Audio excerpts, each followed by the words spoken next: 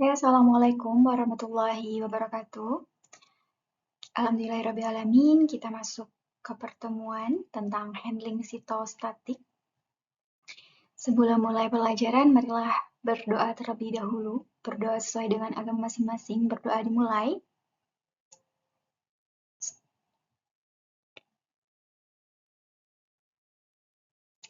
Baik, berdoa selesai. Nah, ini kita masuk. Jadi adik-adik sudah menyimak juga ya tentang TPN, dan juga di sini pertemuan ini harapannya mahasiswa itu mendapat materi juga tentang handling sitostatik. Tujuan pembelajarannya di sini mahasiswa harapannya mampu menguraikan tentang handling sito, menguraikan komponen handling sito, dan menguraikan tahapan handling sito. Jadi setidaknya ada 3 begitu ya. Nah, handling sito itu pelayanan di farmasi klinik di rumah sakit gitu. Yang mana ini utamanya adalah penanganan untuk obat kanker ya. Prinsipnya adalah dilakukan secara aseptis.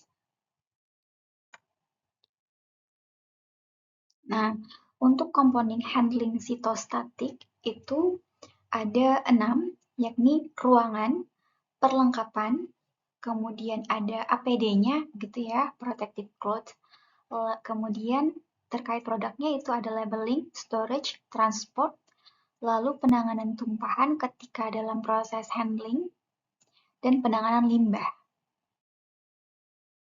Peran farmasis dalam penanganan sitostatik ini di sini ada 5. Pertama terkait perhitungan dosis. Kedua, melarutkan sediaan obat kanker dengan pelarut yang sesuai. Ketiga, mencampur sediaan obat kanker sesuai dengan protokolnya. Keempat, mengemas dalam kemasan yang sudah ditentukan. Lalu yang terakhir, membuang limbah sesuai dengan prosedurnya. Nah, ini untuk ruangannya, begitu ya. Jadi, dia itu perlu ada yang ruangan persiapan.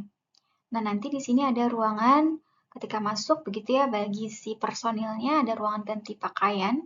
Lalu dia akan masuk ke ruang steril. Nah, ruang steril di sini ruangan untuk pembuatannya, produksinya gitu ya. Lalu di sini adalah passbox-nya. Jadi kalau sudah selesai dibuat, nanti dilewat passbox ini untuk diserahkan ke ruangan administrasi produk. Baru nanti dikeluarkan ke sini jalurnya ke arah ruang bahan baku. Gitu. Baru nanti bisa kalau untuk personilnya nanti bisa keluar lagi ya dari ruang antara ini ke ruang ganti, baru nanti keluar. Seperti itu. Jadi setiap di ruang steril ini ada personilnya, di ruang administrasi produk ini harapannya juga ada personilnya. Gitu. Nah, ini untuk ruangannya tadi ya. Jadi ada ruang persiapan, ada ruang cuci tangan, ada ruang antara, passbox. Jadi passbox ini tadi untuk keluar masuknya obat gitu ya. Ataupun alkes sebelum sudah pencampuran. Nah, suhunya itu dijaga 18 hingga 22 dengan kelembapan 30 ya. Sampai 50%.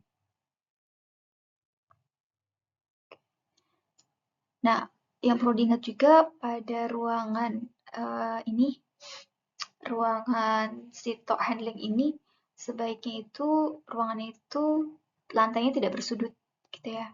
Kemudian dilapisi epoksi agar permukaannya itu halus. Dan ingat dalam pelaksanaan itu menggunakan APD. Nah, ruang sterilnya sendiri itu ada ketentuannya ya. Jumlah partikelnya adalah ukuran 0,5 mikron, tidak lebih. Jumlah gas terniknya tidak lebih dari 100 per meter kubik. Lalu suhunya 18 hingga 22, kelembapan tadi ya 35 hingga 50, dan dilengkapi dengan High Efficiency Particular Air HEPA filter. Nah, ini untuk perlengkapannya. Jadi dalam handling sito itu menggunakan Biological Safety Cabinet (BSC). Fungsinya adalah melindungi petugas dari paparan eksposur obat dan menjaga steril dari produknya. Ada 2 tipe BSC ini, ada tipe E dan tipe B. Tipe E ini 30% udara kembali ke ruangan, sedangkan tipe B semua udara keluar area. Nah, sebelum digunakan permukaan BSC, mohon maaf, diberi desinfektan. Contohnya seperti isopropil alkohol 70%. Tekanan udara di ruang tempat BSC itu diatur negatif agar cemaran tidak keluar mengotori ruangan, mengotori lingkungan. Mohon maaf, mengotori lingkungan. Nah, ini tipe dari BSC-nya. Nah, pelindungannya, protective cloth-nya ini, pakaian harus melindungi petugas dari debu maupun aerosol. Jadi terdiri dari baju, jadi baju, sarung tangan, masker, pelindung mata, Google ya, lens Google nyebutnya gitu. Sepatu juga harus pakai penutup, terus penutup rambut, cap gitu. Sarung tangannya perlu 2 rangkap. Gitu ya. Nah, seperti ini ya. Cukup pengap gitu ya ketika melakukan handling ini. Nah, ini juga yang paling penting. Jadi, label dari produk Sito gitu ya, itu akan diberikan label berwarna ungu yang akan memberikan dengan produk-produk yang lain yang ada di rumah sakit gitu ya, obat-obatannya.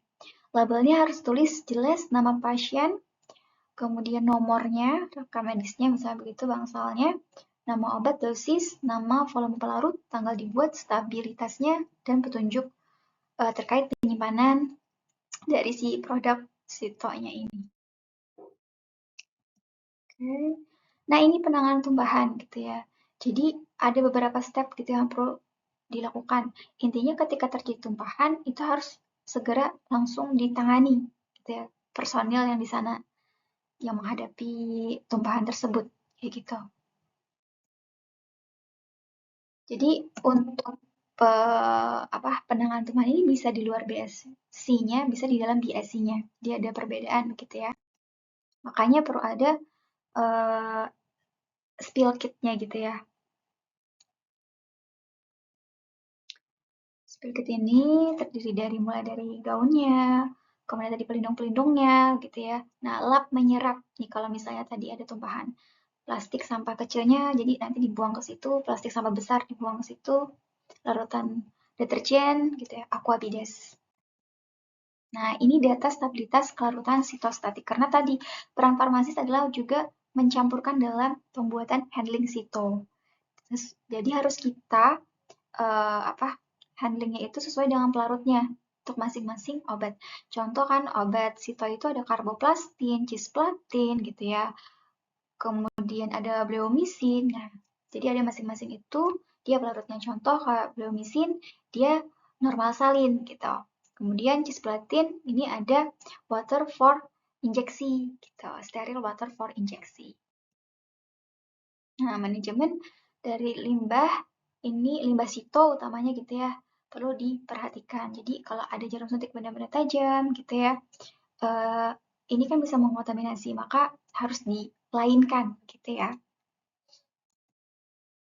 Nah, untuk mengidentifikasi limbah, makanya pakai labelnya itu berwarna ungu gitu untuk mengidentifikasinya. Oh, ini sito nih kayak gitu. Karena dia tadi kan berpotensi mengkontaminasi gitu ya. Jadi terkait limbahnya pun penanganannya khusus gitu.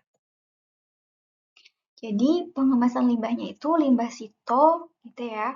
Limbah sito ini berarti yang hasil sisanya gitu yang tidak dipakai lagi ketika setelah handling gitu ataupun yang kontak ketika pembuatan sito gitu ya, itu limbahnya. Limbah sitonya ini dibungkus dalam kantong berlapis poliner. Kemudian ditempatkan dalam kardus lalu diangkat ke tempat pembuangan. Kantong plastiknya itu tahan bocor gitu ya sehingga itu tidak uh, tidak mengontaminasi yang lainnya gitu ya. Kemudian benda tajam itu disimpan dalam wadah yang khusus. Nah, ini pengelolaan pembuangan limbahnya. Ada beberapa metode begitu ya. Oke. Nah, ini referensi yang bisa digunakan, cuman referensinya cukup lumayan lama ya kalau dari pedoman di Indonesia. Oke, itu saja yang bisa saya sampaikan tentang handling sito. Silakan dipelajari lagi lebih dalam dan juga ada latihan soal yang bisa dikerjakan terkait materi handling sito. Saya akhiri sampai di sini. Salah hilapnya saya mohon maaf. Wassalamualaikum warahmatullahi wabarakatuh.